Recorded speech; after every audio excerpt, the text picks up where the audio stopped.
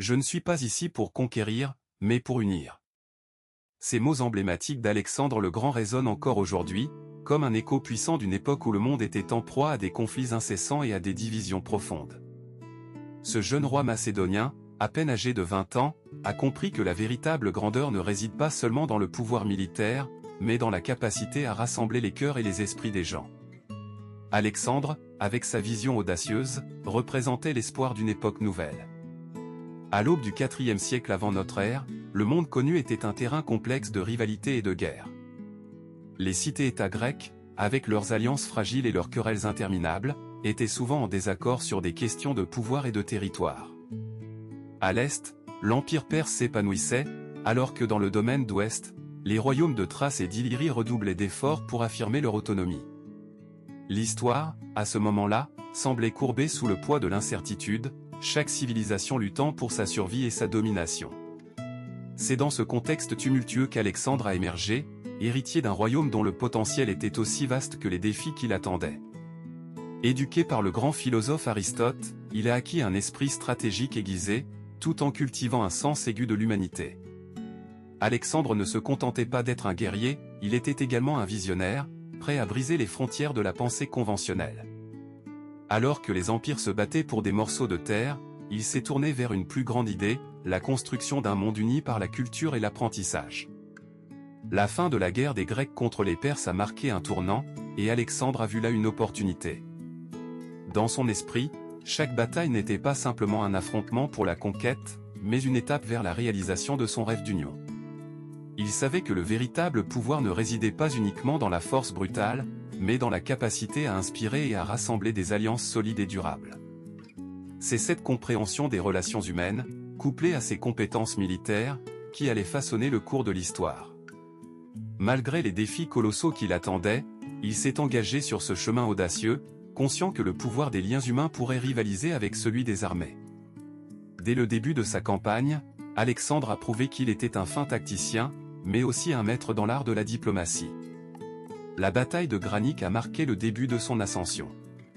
En l'an 334 avant notre ère, il a affronté les forces perses près de la rivière Granique.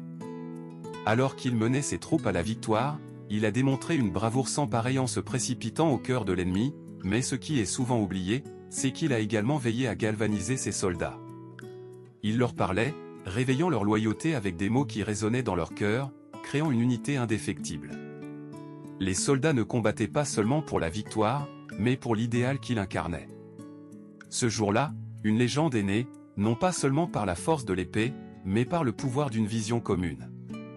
Poursuivant sur cette lancée, Alexandre a conquis la ville de Sardes, où il a non seulement vaincu les milices, mais a aussi pris soin de gagner le soutien des citadins. Il a offert des amnisties et des récompenses aux habitants, prouvant par là qu'il n'était pas un tyran, mais un libérateur.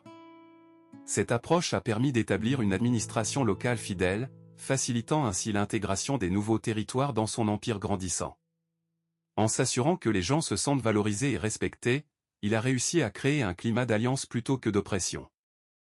Sa victoire à Issos en 333 avant notre ère face à Darius III, roi de Perse, révèle également son talent dans la gestion des alliances. Darius espérait écraser Alexandre sous le poids de sa supériorité numérique, mais Alexandre, avec sa formation astucieuse et son stratagème inattendu, a vaincu son ennemi. Ce qui a été encore plus impressionnant, c'est la manière dont il a utilisé cette victoire pour établir sa position auprès des royaumes voisins. Au lieu d'exiger la soumission, il a tendu la main aux princes et chefs locaux, leur promettant une place au sein de son empire et une protection contre Darius. Cela a permis de transformer certains de ses ennemis en alliés, rendant ses conquêtes encore plus durables. L'impact d'Alexandre sur les populations conquises était aussi intrinsèquement lié à ses efforts pour comprendre leur culture. À Tyr, par exemple, il a subi un siège intense qui a duré 7 mois.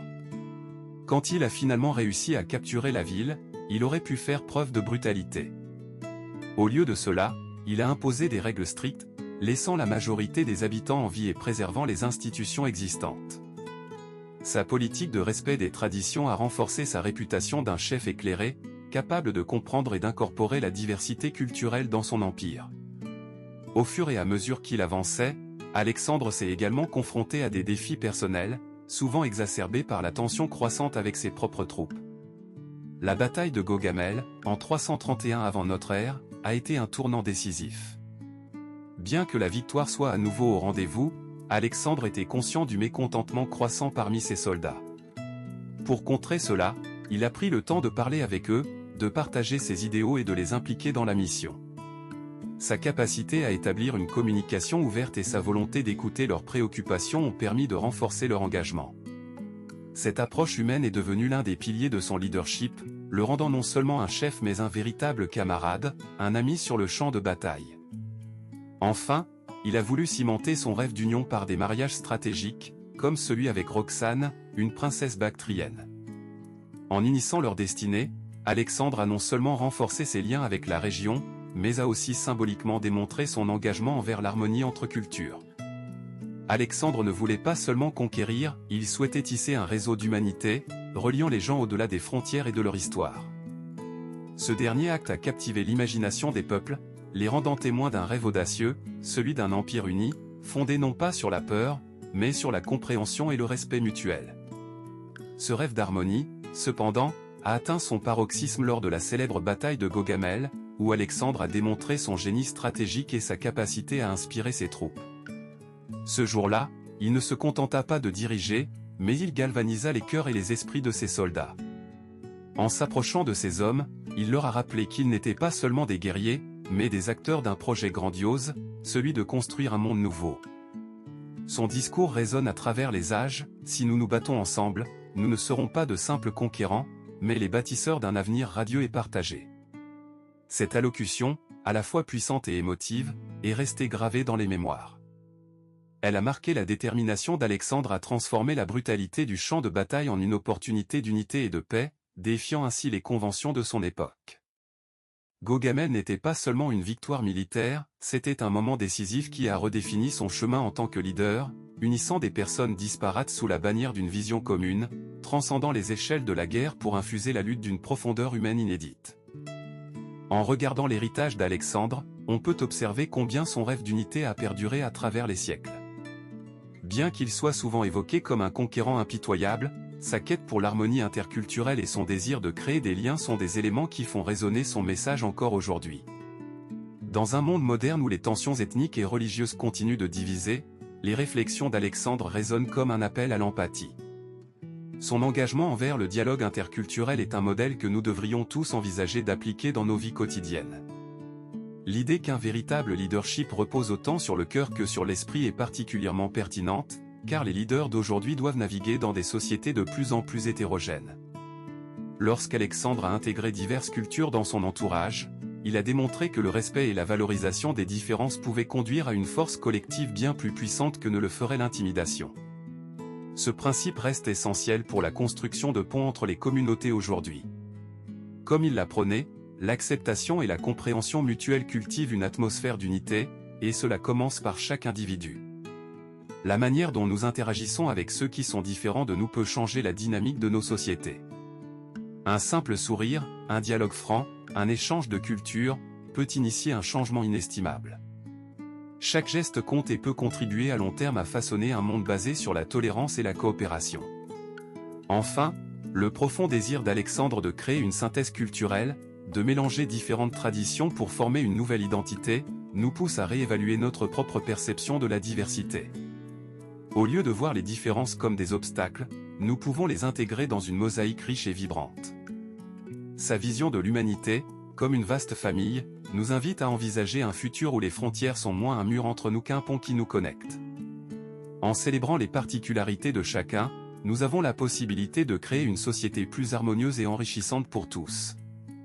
En regardant le chemin qu'Alexandre a tracé, nous sommes également appelés à réfléchir sur notre propre impact.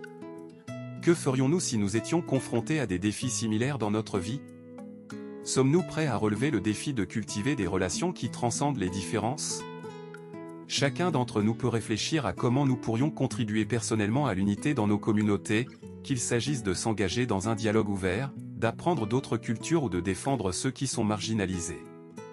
Alexandre le Grand nous rappelle que notre pouvoir réside non seulement dans notre capacité à conquérir, mais surtout dans notre capacité à unir.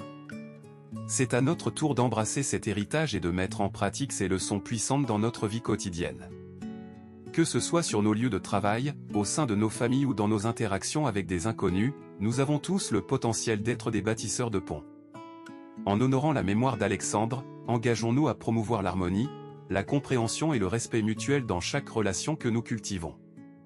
En somme, puissions-nous tous être des acteurs de paix et d'unité, à l'image de ce grand stratège, et transformer notre monde en un lieu où chacun, peu importe ses origines, trouve sa place.